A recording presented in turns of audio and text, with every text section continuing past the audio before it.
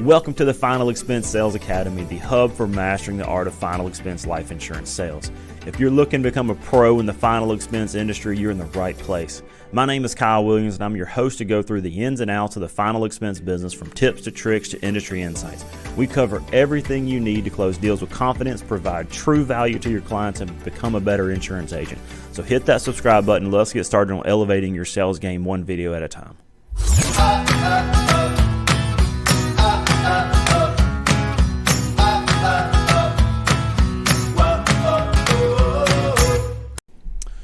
Hey guys, in this episode we're going to talk about how many companies to be contracted with and to write with on a weekly basis. So in just the forefront of my mind, I'm thinking of at least 25 different companies that you could be contracted with to be able to write final expense life insurance with. So how do you choose which company to write with, and how many do you want to be contracted with? Well, in an earlier video I talked about how to choose which companies to write with. And I'll put a link here for you to go back and go watch that. But in general, you want to find a couple companies that are easy to write with flexible underwriting, that pay commissions fast, and they usually have incentive trips. That way you can participate in some type of or incentive bonus. That way you can get compensated for good production. So now that you have a framework of which companies you're going to aim and write with that meet that criteria, you'll need a different mix of carriers with different underwriting guidelines, so then that way you can appropriately place your clients. So how do you decide which companies to pick? Well, the first thing that you need to do is you need to be able to have a primary carrier. You need to have one carrier that you can write with, that's your go-to, that is your leading company, that's who you're going to put 70 to 90% of your business with. And you try to put all your business with them there unless something prevents you from being able to write it with that company. So then what you'll need is you'll need a second company that's just your backup. This is your number two. This is the company that's just your first go-to if your A company doesn't work and they meet the criteria that we laid out earlier. And then you also need a guaranteed issue for people who are really sick. And then you also need a company that will be able to write direct express, because occasionally with dealing with people on Social Security or disability, they get their money on a direct express card, which is issued by the government. So to answer your question that we led off with, how many companies do you need to have to be able to write final expense life insurance? You really only need 2 to 5 different carriers, 5 being the max. I recommend 3.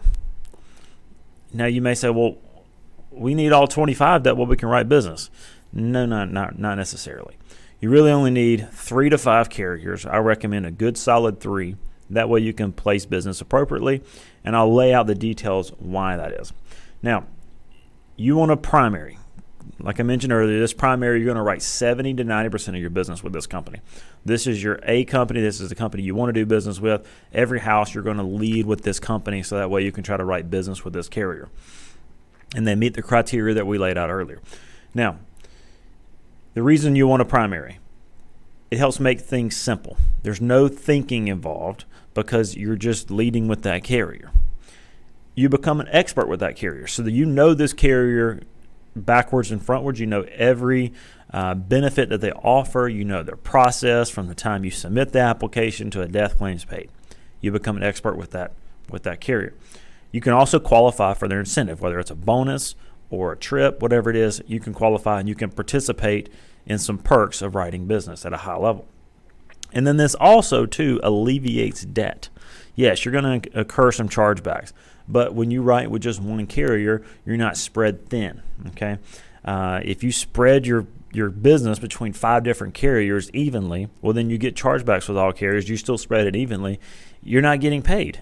Whereas if you just write with one carrier, you can write through the chargebacks and you'll be out of it sooner rather than later, and then that way you can maintain profitability. Your solid number 2, this is your number 2 company. So this is your second company that you have on why we only need 3. Number 2, it meets the criteria of being easy to write with, flexible underwriting, and pay commissions fast. Okay, as far as the incentive trip, it's not necessarily that big of a deal because you're not writing as probably enough business to be able to qualify for that. But when option number 1, when your A carrier doesn't work out, this is who the first person you go to. And you probably want a carrier that has a slightly different set of health questions than your A carrier, and so that way you can put people there. And then the last type of company that you want to have is a guaranteed issue and direct express company. There's a lot of carriers out there that do both of these, so you can knock out two birds with one stone. And you don't really want to write a lot of business in this class because historically speaking, they're not very profitable. They don't pay their premiums the best. They don't have the best track record. So this is more here as just the last bucket to catch. Like I said, you don't want to write a lot of business here. But you do want to catch it, and I do recommend that you put this carrier on an as-earned basis and you don't get it in advance. That way you're not incurring debt here. This will help give you peace to be able to continually push through on your first two companies and not have to worry about the debt lingering over your head. Now, sure, having a contract with every carrier is nice. You want a contract with every carrier. That way you can write business, have access, whatever it may be. But how daunting is that to figure out which company to write for? Can you imagine going into a client's house or talking to them on the phone and they're telling you about it and you're like, I have no idea which company to pick. Let me do some research. And you take 5 minutes trying to figure out which company has the best rate by 25 cents.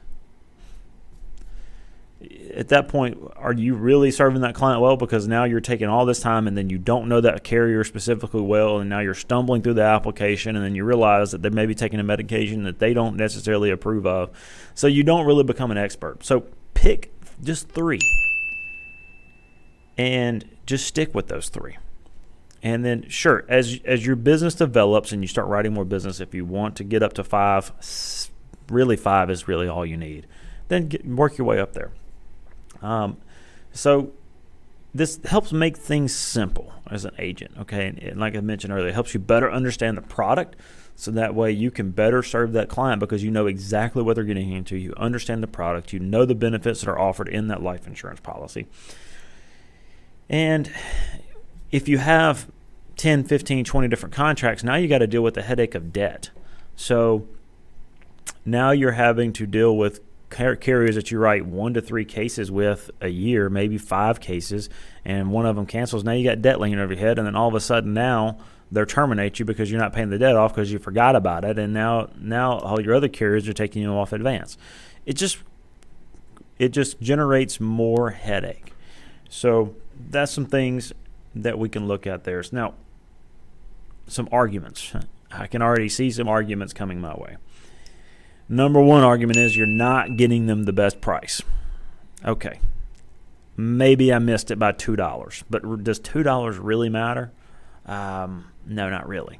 Because if you don't show them the $2 difference, they don't know about the $2 difference. And if the carrier that you believe in offers the best product, go with that product. Most people aren't going to move over $2. $2 is not a big enough movement to make people move. It's not that big of a deal.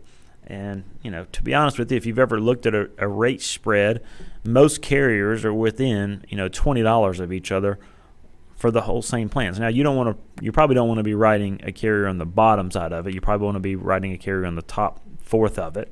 But be competitive. But getting them the absolute best price is not absolutely necessary. Here's another one. You're not getting them the best plan. Okay. Yeah, there are some specific carriers that take some plans day one coverage where others don't, okay? But should we really spend all of our time getting all these contracts with all these different carriers to write 1 to 3 applications a year with? It's probably not worth it. Because all it's going to do is just going to generate debt. Then you got another carrier to deal with. Just stick it within your 3 to 5 carriers. Most oftentimes between those 3 to 5 carriers, you're going to be able to find them the right plan that meets their underwriting guidelines. If there's one specific plan out there and somebody comes behind with it, okay, we'll tip the cap.